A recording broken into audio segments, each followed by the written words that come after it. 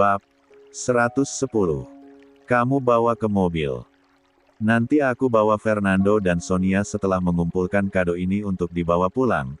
Tak mungkin kita meninggalkannya di sini, sahut Guntur. Rangga perlahan membopong tubuh Cici yang pingsan menuju mobil, diikuti Sonia yang semangat mengejar langkah Rangga. Saat Rangga meletakkan tubuh Cici, Sonia gesit naik masuk mobil dan meringkuk di dekat tubuh Cici. Rangga tersenyum melihat Sonia yang mengeong, menjilati kaki Cici. Kalian tunggu di sini, ya. Rangga menutup pintu mobil hendak mengeluarkan Fernando dari kerangkeng. Guntur pun sudah selesai mengemas semua kado dalam kantong plastik besar. Dia mengunci pintu lalu menyerahkan kembali pada pemilik rumah. Fernando pun menurut saat talinya dituntun Rangga. Dia masih tampak sedih tapi dia patuh saat Rangga memintanya masuk ke depan mobil. Ayo, kita pulang dan membawa 2 penghuni baru untuk keluarga Dharmawangsa, ucap Guntur mengelus kepala Fernando yang meringkuk di jok sebelahnya. Rangga sendiri duduk di belakang, meletakkan kepala Cici di atas pangkuannya, sementara Sonia merangsek ke arah Rangga saat melihat Fernando ikut diajak. Jangan takut, Sonia. Fernando sama-sama anak ibu Ashifa, dia tidak akan menggigitmu. Rangga mengelus kepala Sonia yang mengeong pelan. Beberapa bulan sebelum kepergian Ashifa, Aji Saka masuk kamar hotel, dia meletakkan tas kerja, melonggarkan dasi lalu menghempaskan tubuhnya di atas kasur. Baru saja dia hendak memejam, terdengar ketukan di pintu kamar hotelnya. Merasa tidak memanggil layanan kamar, Aji Saka tak mempedulikan suara ketukan tersebut. Tapi suara ketukan malah semakin keras, dengan setengah enggan, Aji Saka bangun dari kasur lalu membuka pintu. Halo? Oh, tampannya. Seorang wanita dengan gincu merah dan berambut keriting sebahu merangsek masuk kamarnya. Aji Saka yang kelelahan tentu saja mengernyit. Setahu dirinya, partner kerjanya tadi tidak macam-macam bahkan tidak menawarkan perempuan untuk menemani malamnya, karena mereka tahu bagaimana Aji Saka selama ini. Pria kaya raya yang tak tersentuh oleh bujuk rayu wanita penggoda. Hei, kamu siapa? Tanya Aji Saka. Aku Ashifa, malam ini aku akan memberikanmu pelayanan yang memuaskan. Oh, tunggu, aku harus buru-buru ke toilet. Ashifa melepas rok dan melesat ke dalam toilet. Aji Saka terbelalak melihat aksi Ashifa. Dia segera meraih ponsel dan menelepon seseorang. Halo, ide siapa ini memasukkan perempuan ke kamarku? Tanya Aji Saka. Perempuan masuk kamarmu? Tanya seseorang dari seberang telepon. Tak ada seorang pun yang meminta layanan plus-plus hotel untukmu. Aji Saka mengernyit. Tuan. Tepuk Ashifa dengan penutup baju atas yang sudah terlepas. Aji Saka gelagapan melihat Ashifa. Dia segera mengambil bed cover lalu membalutkannya di tubuh Ashifa. Tuan mau bermain-main dulu denganku? Tanya Ashifa jenaka dengan tawa genit dan sebelah mata yang mengedip manja. Aji Saka berkacak pinggang sebelah tangan, sementara tangan yang satunya lagi memijat pelipisnya. Siapa tadi namamu? Tanya Aji Saka. Ashifa, Tuan. Ashifa berguling-guling di tempat tidur dengan bed cover yang membalutnya. Aji Saka mengusap wajah seraya menyugar rambutnya. Nona Ashifa, siapa yang memintamu ke kamar ini? Tanya Aji Saka. Ashifa melongo. Tuan bukannya memesan layanan plus-plus kamar ini. Ayolah, tak usah malu-malu. Ashifa membuka bed cover seraya telentang. Aji Saka mengembuskan napas keras. Dia memalingkan wajah enggan melihat tubuh Ashifa tanpa sehelai benang pun. Dengar, Nona. Aku tidak memesan layanan apapun di hotel ini. Apa mungkin kau salah masuk kamar? Aji Saka bertanya dengan pandangan menghadap jendela. Ashifa mengernyit. Dia bangkit dari tempat tidur lalu meraih ponsel yang layarnya sudah agak retak. Siva membaca kembali pesan dari Esme. Ini kamar 69, bukan? Tanya Ashifa. Kamar 69 ada di seberang kamar ini, Nona. Jawab Aji Saka pelan dengan menghela napas lega, benar, perempuan ini hanya salah masuk kamar.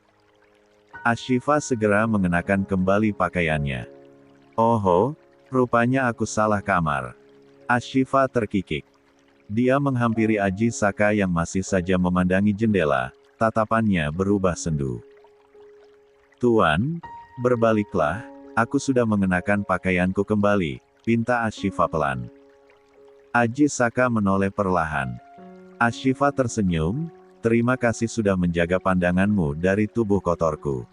Aku sangat menghargainya. Mata Ashifa yang tadi tampak genit dan menggoda kini berubah sendu. Aji Saka melihat perubahan itu di mata Ashifa. Aku permisi, Tuan.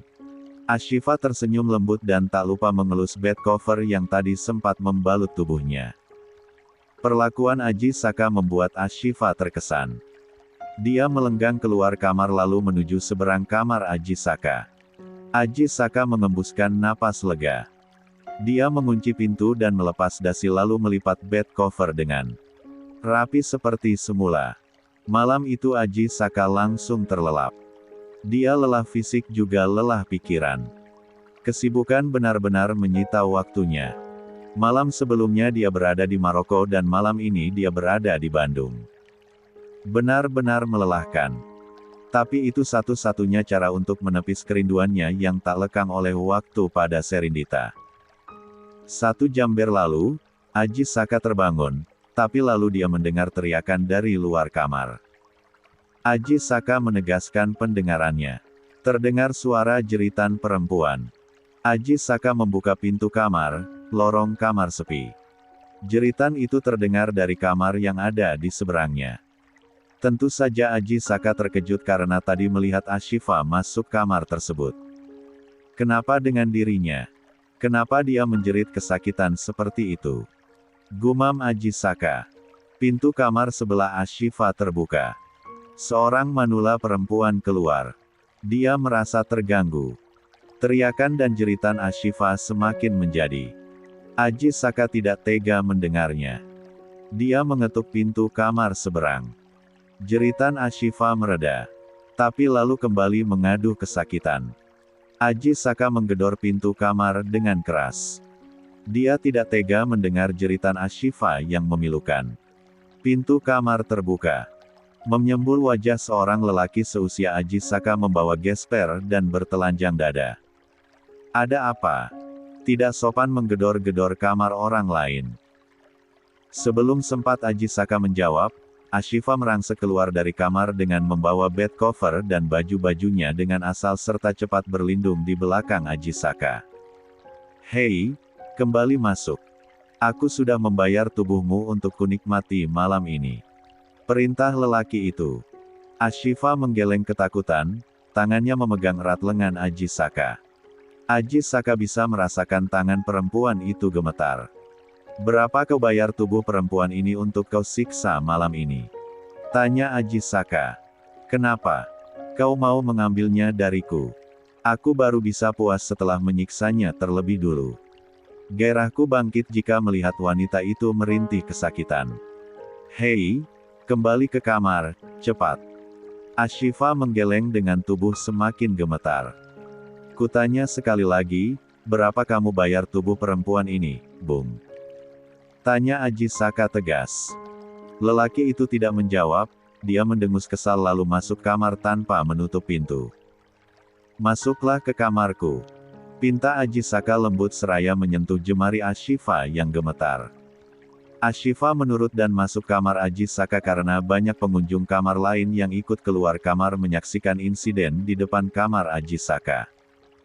Lelaki yang menyiksa Ashifa muncul lagi di hadapan Aji Saka seraya menelepon Esme. Gadismu berulah, Mam. Kemarilah, dan bawa uang yang sudah aku berikan padamu tadi di lobi hotel. Titah lelaki tersebut. Tak berselang jama, Esme muncul di ujung koridor kamar dengan langkah cepat. Ada apa ini? Tanya Esme. Aji Saka menceritakan kejadian yang dia dengar. Lelaki tersebut tidak membantahnya, dia memang memukuli tubuh Ashifa dengan gespernya demi membangkitkan rasa syahwatnya. Ajisaka memahami lelaki itu memiliki penyakit kelainan. Dia tidak tega jika Ashifa harus babak belur disiksa lelaki itu. Kembalikan uangku. Esme ragu. Kembalikan uangnya dan ikutlah denganku ke kamar, aku yang akan membayar kerugian yang sudah kau alami, ucap Ajisaka pelan. Esme mengeluarkan 3 gepok uang berwarna merah pada lelaki itu. Urusan selesai, lelaki itu kembali masuk kamarnya dengan membanting pintu, sementara Ajisaka mengajak Esme masuk kamarnya. Esme terkejut melihat punggung dan bagian lain dari tubuh Ashifia yang kemerahan serta berdarah. Benar lelaki tadi memiliki kelainan seks, desis Esme. Ajisaka tidak banyak bicara. Dia mengeluarkan 3 gepok uang merahan yang sama seperti yang Esme berikan pada lelaki tadi. Pergilah, aku akan bersama wanitamu malam ini, pinta Ajisaka pada Esme. Esme mengangguk dan berterima kasih pada Ajisaka. Sepeninggal Esme, Ajisaka melihat banyak luka di tubuh Ashifa. Pakailah bajumu tapi kalau sakit, balutlah tubuhmu yang benar dengan bed cover. Kita keluar malam ini, ucap Ajisaka. Kita mau kemana, Tuan?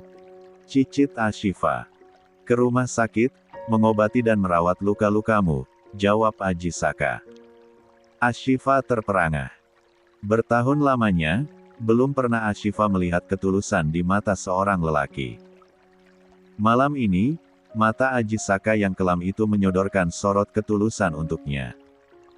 Maka malam itu Ajisaka membawa Ashifa ke rumah sakit bahkan diberikan kamar VIP oleh pihak rumah sakit. Beberapa hari Ashifa dirawat hingga pulih tanpa mengeluarkan uang sepeser pun. Ashifa bertekad dalam hati, jika Ajisaka meminta apapun padanya, pelayanan ekstra dalam gaya apapun, Ashifa akan memenuhinya. Dia merasa berhutang budi dan bersimpati pada Ajisaka. 7. Setelah pertemuan pertama Ajisaka dan Ashifa, suatu hari Ashifa mengundang Ajisaka saat dirinya pergi lagi ke Bandung. Mami Esme memang 1 bulan sekali pergi ke Bandung menemui klien-klien istimewanya. Dulu, bisnis Esme berawal di Bandung lalu melebarkan sayap ke Jakarta. Namun kali ini Ashifa ke Bandung bukan karena ajakan Esme, melainkan pergi seorang diri. Ajisaka pun mengajak Hilda pergi ke Bandung. Hanya berdua dengan Hilda. Di kamar hotel yang sudah dipesan Ashifa, Ajisaka muncul dengan santai. Ada apa kau mengundangku kemari? Ajisaka duduk di single sofa dekat jendela. Aku hanya ingin berterima kasih padamu, jawab Ashifa duduk di sebelah Ajisaka. Apa yang akan kau lakukan untuk berterima kasih padaku? Tanya Ajisaka. Ashifa melorotkan sebelah lengan bajunya. Aku akan memberimu kepuasan tiada taraf. Ajisaka tersenyum lembut. Dia menaikkan kembali lengan baju Ashifa. Kenapa? Tidak mau. Aku kurang cantik. Ashifa cemberut dengan gincu merahnya yang tampak lucu di mata Ajisaka. Memang hanya itu yang bisa kau lakukan untuk berterima kasih. Ashifa memilin-milin ujung dressnya yang sebatas paha. Aku tak punya keahlian apa-apa. Kebisaanku hanya menyenangkan laki-laki dengan tubuhku, sahut Ashifa enteng. Ajisaka memperhatikan Ashifa lekat. Apa kau punya anak? Ashifa menoleh seraya tergelak. Aku ini perawan tua, tak punya anak dan suami. Ajisaka mengerutkan kening. Wajah Ashifa sekilas mirip dengan cinta. Kau punya saudara yang wajahnya mirip denganmu. Ashifa menggeleng. Aku anak tunggal. Ajisaka terdiam. Kenapa, Tuan? Kau kenal dengan seseorang yang wajahnya mirip denganku? Ya, tapi dia jauh lebih muda. Kupikir kau punya anak atau saudara, jawab Ajisaka. Bukankah kita punya 7 kembaran di dunia? Keke Ashifa yang masih belum mengetahui keberadaan cinta di keluarga Dharmawangsa. Ajisaka hanya manggut-manggut. Tuan, benar tak mau merasakan pelayananku. Meski aku tak muda lagi, lihatlah tubuhku, masih kencang. Dan menggemaskan, bukan? Ashifa berputar di depan Aji Saka dengan ceria. Jangan kau samakan aku dengan lelaki hidung belang di luar sana. Aji Saka tersenyum tipis. Ashifa memberenggut. Lalu kenapa kau datang memenuhi undanganku ke kamar hotel ini? Aji Saka menghela napas dalam. Duduklah. Titahnya. Ashifa kembali duduk dengan tingkahnya yang ceria. Sorot mata yang kemarin kesepian itu tampak sedikit hidup saat ini. Berapa lama kamu menjalani kehidupan dunia malam? Belasan tahun. Kenapa betah sekali bergumul di pekatnya malam? Aku diperkosa seorang lelaki. Dia lumayan tampan dan masih muda. Dia lelaki yang pertama kali mendapatkan keperawananku. Aku dibelinya dari mami dengan harga mahal. Lalu aku menjadi simpanannya. Lama-lama aku jatuh cinta padanya dan ingin dinikahi. Tapi dia murka dan lalu mencampakkanku seolah aku perempuan hina yang tak layak dinikahi, padahal 1 tahun lamanya aku selalu menjadi pelampiasan hawa nafsunya, tutur Ashifa dengan mata menerawang jauh keluar jendela. Aji Saka tidak berkomentar, dia kembali melihat sunyi di mata Ashifa. Aku kecewa, masa depanku hancur karena mami dan lelaki itu. Aku hanya gadis desa yang ditipu untuk bekerja menjadi pelayan restoran tapi nyatanya malah melayani lelaki hidung belang. Sakit hatiku tak terkira, cintaku padanya begitu besar. Karena kecewa, aku kembali menenggelamkan diriku dalam gelapnya dunia malam, hingga kini. Jangan tanya aku menyesal atau tidak. Ingin berhenti atau tidak. Aku sudah mati rasa sebetulnya karena rasa sakit yang teramat dalam. Aji Saka termenung, rasa iba menelikung hatinya. Dia meraih tas lalu memberikan beberapa gepok uang berwarna merah untuk Ashifa. Ambillah, dan berliburlah. Kau lelah, bukan? Lelah karena tiap malam harus tetap kuat dan tegar sementara hatimu rapuh. Wah, berapa ini? 100 juta. Ashifa menghitung 10 gepok uang yang dikeluarkan Aji Saka. Tuan, apa kau masih punya istri? Pasti kau sangat mencintainya karena itu Tuan enggan menghabiskan malam denganku. Ya, tentu saja aku punya seorang istri dan aku sangat mencintainya. Aku tak mau berbagi malam denganmu bukan karena aku jijik. Aku tak bisa mengkhianati mendiang istriku. Ashifa melongo. Istrimu sudah tiada. Aji Saka mengangguk. Dia membuka dompet yang tak pernah sekalipun disimpan di saku celana. Aji Saka selalu menyimpan dompetnya di saku baju atau jas. Ini istriku. Wow, cantik sekali. Tapi sepertinya bule. Dia keturunan Prancis dan dia buta sejak lahir. Tapi aku teramat sangat mencintainya. Kedua mata Aji Saka mengembun. Ashika menutup mulutnya, tak menduga jika lelaki yang masih tampan di usia parubayanya itu begitu mencintai mendiang istrinya yang ternyata buta. Aku perempuan kampung yang norak dan kotor, sementara istri Tuan adalah wanita cantik yang begitu terhormat. Pantas saja Tuan tak mau denganku, maaf, tadi Tuan sudah bilang, karena Tuan teramat mencintai istri Tuan. Aji Saka meletakkan kembali dompetnya di atas meja. Apa sekali saja kau pernah punya keinginan berhenti dari profesimu selama ini? Ashifa tertawa. Orang tuaku di kampung mau dikasih makan apa? Selama ini aku selalu memberi mereka kesenangan dengan transferan uang yang lebih dari cukup untuk membahagiakan mereka. Aku mau jadi apa? Art, kerja pabrik. Tubuhku sudah terlalu kotor dan hatiku sudah beku, Tuan. Ashifa mengulas senyum miris. Saat Aji Saka hendak bersuara lagi, ponsel Ashifa berdering. Video call dari Esme. Ashifa mencebik. Sebentar, Tuan. Aji Saka mengangguk santai. Siva, kau di mana? Jarod datang mencarimu. Tiap bulan selalu saja kamu banyak absen. Alasan sakit, alasan pulang kampung dan ini itu. Kau itu nona tua di tempatku tapi masih banyak yang ingin menyewa dan menikmati tubuhmu. Cepat kemari kalau kamu tidak sedang sakit. Tita Esme. Aku di Bandung, Mi. Jawab Ashifa. Heh, Ajun bilang kau itu sedang tak enak badan. Memangnya kalau tak enak badan aku tak boleh ada di Bandung? Harus ada di rumah terus. Sedang bersama siapa di Bandung? Berani ya kamu menerima pelanggan di luar kontrolku? Berikan ponselnya padaku. Pinta Aji Saka pada Ashifa.